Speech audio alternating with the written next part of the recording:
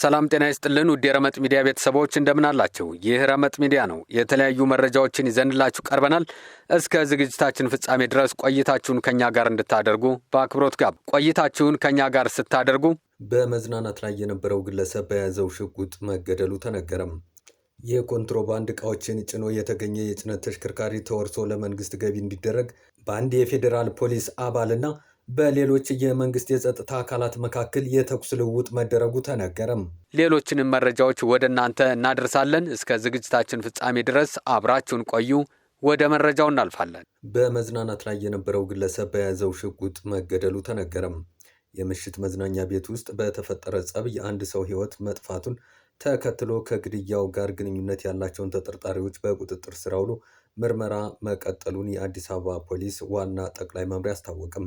ግንቦት 30 ቀን 2018 ዓ.ም በአቃቂ ቃሊቲ ክፍለ ከተማ ወረዳ 13 ቱሉ ዲምቱ አካባቢ በሚገኝ ሆልስቴ ሆቴል ውስጥ ሲዝናኑ በነበሩ ሰዎች መካከል በተፈጠረ ጸብ አቡሽ ባዩ የተባለ ግለሰብ በሽጉጥ ተመቶ ሕይወቱ አልፏል ብሏል ዘገባው። ፖሊስ ከወንጀሉ ጋር በተያያዘ 12 ሰዎች በቁጥጥር ስር አውሎ ምርመራውን አጠናክሮ መቀጠሉንም ገልጿል። በጸቡ ተሳትፎ የነበረውን አንድ ግለሰብ ከገዳዮች ጋር አብሮ ሲዝናና የነበረውን ሌላ ተጠርጣሪ እንዲሁም ለጸቡ መንስኤ እንደሆነች የተጠረጠረች አንዲት አስተናጋጅ ከተያዙት መካከል እንደሚገኙበት ፖሊስ አስታውቋል። በግለሰቦች መካከል በተፈጠረ አለመግባባት በሰዎችና በንብረት ላይ ጉዳት መድረሱንና ገዳይ ሟች ታጥቆት የነበረውን ሽጉጥ ቀምቶ እንደገደለው አመላካች ማስረጃዎች ማግኘቱን ፖሊስ ገልጾ ወደፊት የምርመራ ውጤቱን ይፋ እንደሚያደርግ አስታውቋል። የኮንትሮባንድ ዕቃዎችን ጭኖ የተገኘ የጭነት ተሽከርካሪ ተወርሶ ለመንግስት ገቢ እንዲደረግ የሚያዘው አዋጅ በዛሬው ዕለት ይጸድቃል ተብሎ ይጠበቃል። የኮንትሮባንድ ወንጀል ከጊዜ ወደ ጊዜ እየረቀቀና በሀገር ኢኮኖሚ ላይ የሚያሳድረው ጉዳት እየከፋ በመምጣቱ ለሕገወጥ ንግድ ማጓጓዣነት የሚያገለግሉ ተሽከርካሪዎች በቀጥታ እንዲወረሱ የሚደነግግ አዲስ አዋጅ ማሻሻያ ረቂቅ ለሕዝብ ተወካዮች ምክር ቤት መቅረቡ ይታወቃል።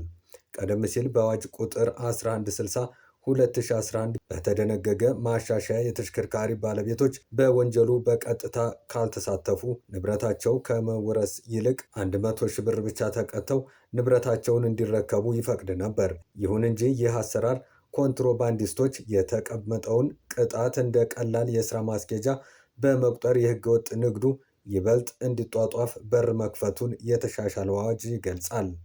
በተጨማሪም ወንጀሉ አሁን ላይ እጅግ የረቀቀ መልክ በመያዙም ኮንትሮባንዲስቶች መንገድ በሌለባቸው አካባቢዎች በከፍተኛ ፍጥነት የሚሽከረከሩ ለመለየት የሚያዳግቱ መደበቂያ አካላት የተገጠሙላቸው አልፎ ተርፎ ጎማቸው በጥይት ቢመታ እንኳ እንዳይቆም የሚያስችል የጥይት መከላከያ የገጠሙላቸው ተሽከርካሪዎችን በመጠቀም ላይ መሆናቸው ይነገራል። ይህንን ተግዳሮት ለመፍታት አዲሱ ረቂቅ አዋጅ ጥብቅ ማሻሻያዎችን አድርጓል።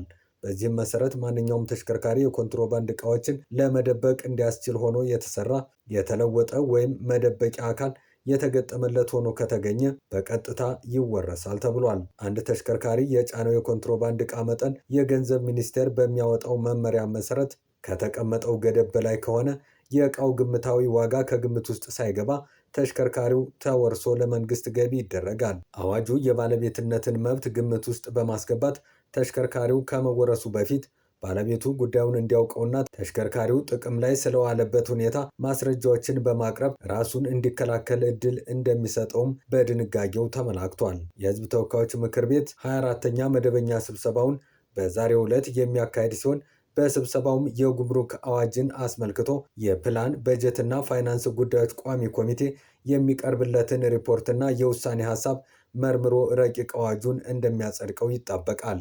በአንድ የፌዴራል ፖሊስ አባልና በሌሎች የመንግስት የጸጥታ አካላት መካከል የተኩስ ልውውጥ መደረጉ ተነገረም።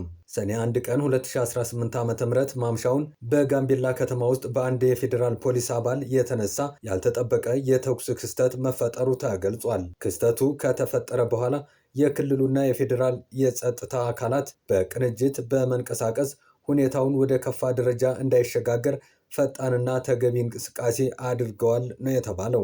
የጸጥታ አካላት ሁኔታውን ለማረጋጋት ባደረጉት ጥረት የተኩስ ልውውጥ መኖሩ የተጠቀሰ ሲሆን በአሁኑ ሰዓት ግን በተደረገው የተቀናጀ የጸጥታ ስራ ውጥረቱ ሙሉ በሙሉ እንዲረግብ ማድረግ ተችሏል ተብሏል።